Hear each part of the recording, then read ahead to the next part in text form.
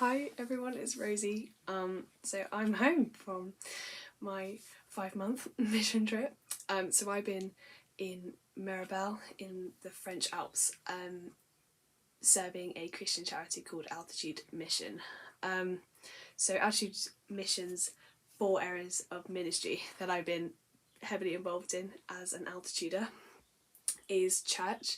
So that's completely run by us 18 to 22 year olds. There's about 9 of us who run every aspect of church. So that's the talk and the worship and the serving, welcoming and church lead and everything.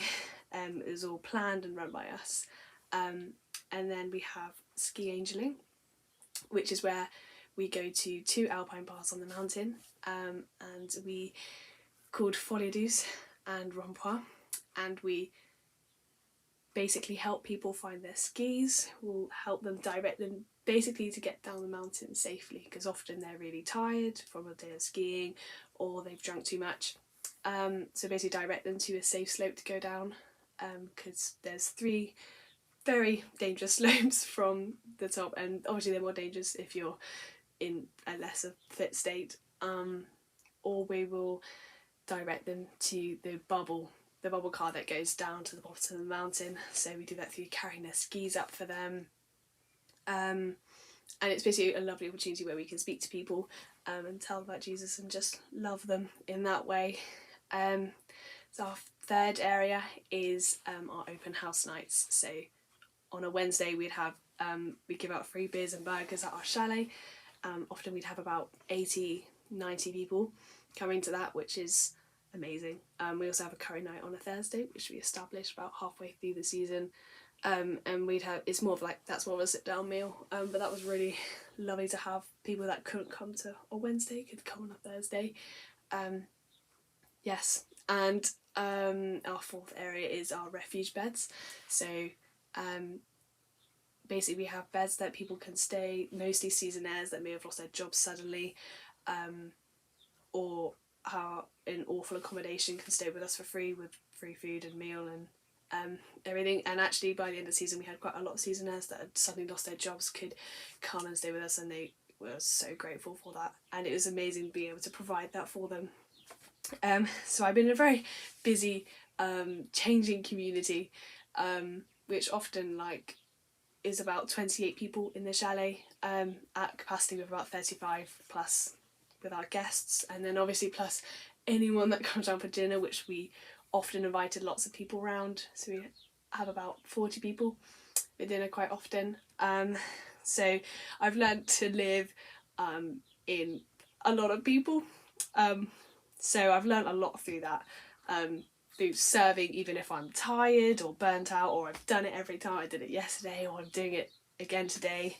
Having a lot of grace for people. Always loving, being accountable and reliable for the things that I said I'll do, and then I'll do them, and doing things even if it's unnoticed by anyone, and if I don't get any reward out of it. It's just about blessing people and loving people in the way that they know love, so whether that's taking on their duties or doing the job that they really hate doing. I learned a lot about that. And actually living in a Christian community itself, with like-minded, similar-aged people to me, just journeying together and being honest and vulnerable with them, and just stepping through each stage of the season with them, building really deep relationships and supporting and encouraging each other at all times, it's definitely something I've learned a lot about, and it's been so beneficial. I think for me the hardest part was being vulnerable and honest, and it's been the most rewarding part of it too. So running a church, obviously learned a lot about that. It took a lot for us to establish our steps and get into a routine of where we were all serving at our best. I think stepping out and taking responsibility, and supporting each other in that way, and praying over everything that we do. I really learnt the power of prayer, and how praying before we did worship even just a practice would make such a difference to how like it developed and how we could play together and actually have like God's voice speaking through what we were doing, and stepping out in ways I didn't think I could. So I did a talk, which was a big step out for me, but to have that opportunity was incredible, and I was so supported and encouraged. It was just great. And leading worship by myself, that was also really a big step out, because I don't really sing, let alone singing by myself, and let alone singing whilst in front of people and everything like that. So that was a really great place that I developed in. Yeah, and so in our outreach and our evangelism, so that was in Ski Angels, and that was basically most of the hosting that we did. Anyone that came in for a meal, that was part of our evangelism really, and beers and burgers as well. I learnt a lot in confidence, in just being kind and just loving in the way, and actually how easy it is to love if you pray before it, and if you've got God's heart in your heart, then it was so much easier. And I realised that being brave and not being embarrassed, obviously before I came out I found it difficult to talk about my faith to my friends or to anyone really, but for some reason, as soon as I had my Ski Angels jacket on, I just became a different person. And actually, just not even with my jacket on, with any time we went out into a pub, if anyone had any questions, I was just having that God energy to keep on going and keep on just keep on preaching his name, and actually being able to speak to anyone, because usually I'd be like judging whether I was good enough to talk to them or not, and in the end it didn't matter, and it was amazing to break past that and have the confidence and not being embarrassed to talk to anybody, was really cool. And in ski angeling, fact that people just love being loved, and actually you just saying, oh, I will carry them for you, and they're like, what, why are you doing this for me?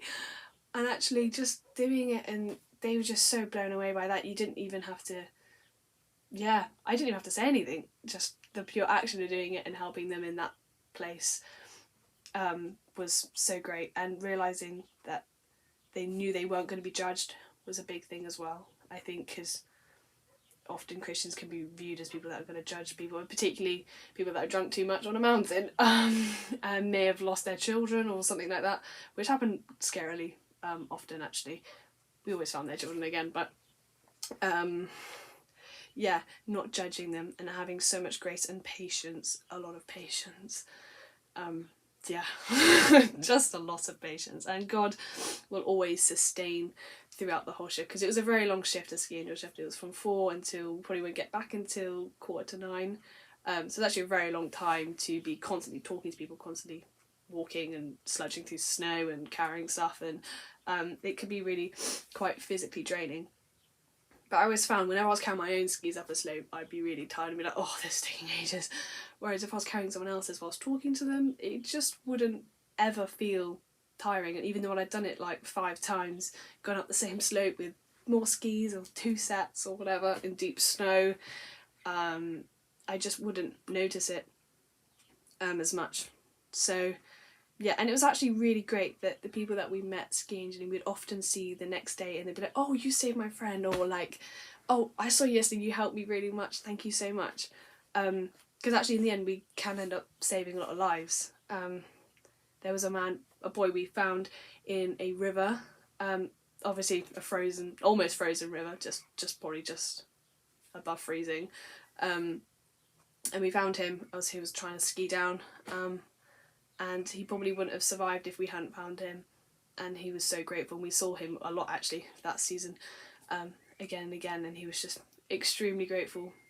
And there was another girl who had was having a panic attack on the side of the slope, and Will and Sarah found her.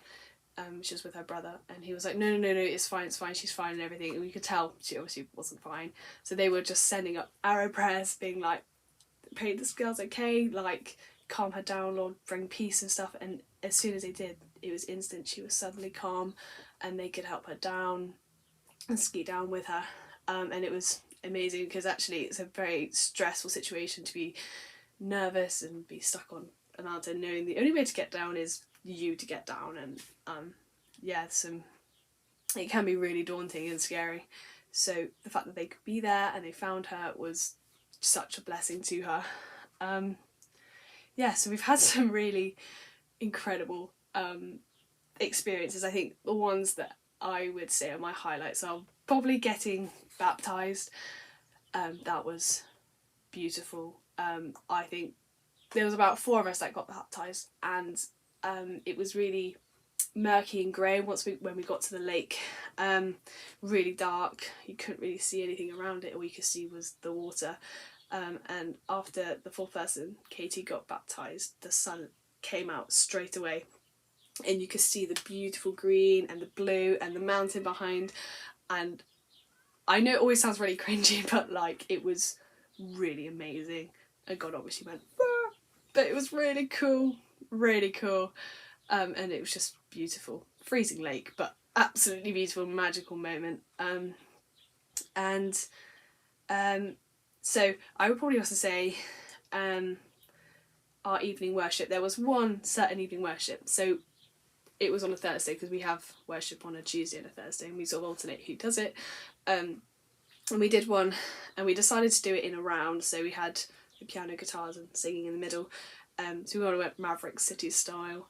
And we had a lot of people, a lot of guests in the chalet at the time, and quite a few seasonaires that stayed on to stay for the worship, and including a Muslim bouncer from Folly, so that was great to have him there.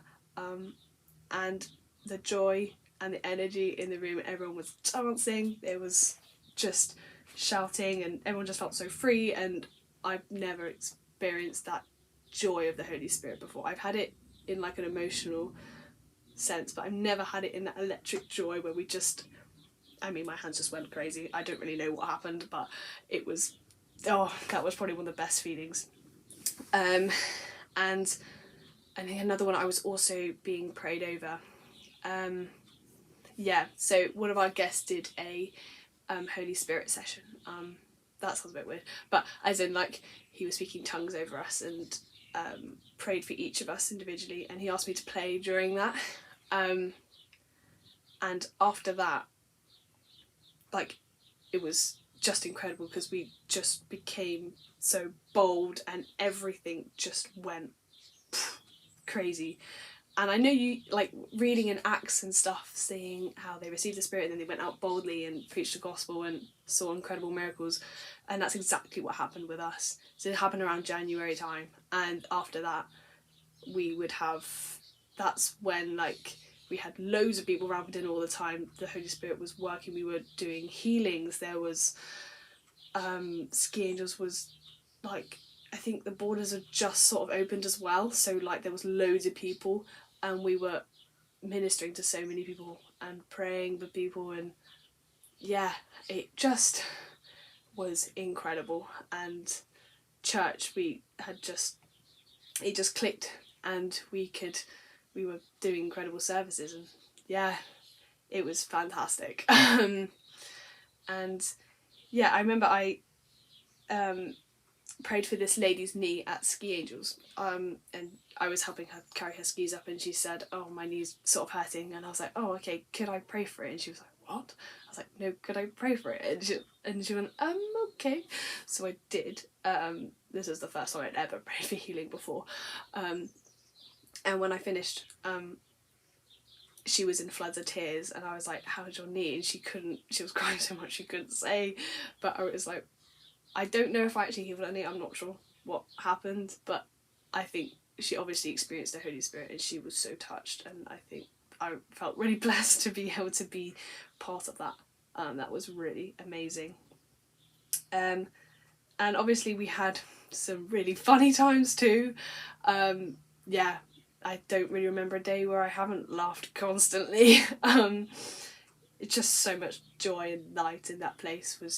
It was just, I loved it so much.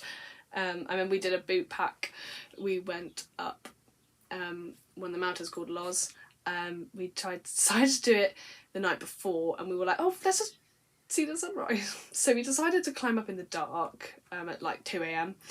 and trying to avoid a big peace basher, which was it's like a massive lawn mower that basically goes down the piece where you ski to flatten it down, and it was taking over the whole thing, and that's where we were trying to walk, so we had to keep on going off piste, going up the snow, trying to hide from this peace basher, otherwise he would have told us to go down again. So it was quite entertaining, and it's probably one of the funniest things. And we didn't quite make the sunrise, we were just a bit afterwards, but it was really beautiful, and I really remember that being quite a highlight. And yeah, so I've grown in the giftings, and God has revealed a lot of things to me, particularly playing in the spirit, prophecy, and the healings we've been able to do through through the spirit, and doing a talk, and the confidence I've gained and the boldness I've gained through all of the ways that we did outreach. And I think I've really learned that praying constantly is probably one of the most important things. I've seen the power of prayer in so many ways that I didn't ever see before. So, and loving people, how they need to be loved, and the benefits of that, and that's how they can see God's love. And it's so simple, and we don't even have to say anything, you just have to even just smile, and it makes such a difference. So yeah, that is what I've been doing, and it's probably the most incredible thing, and I can't wait to see how God's going to use the things that he's revealed to me in the next few months.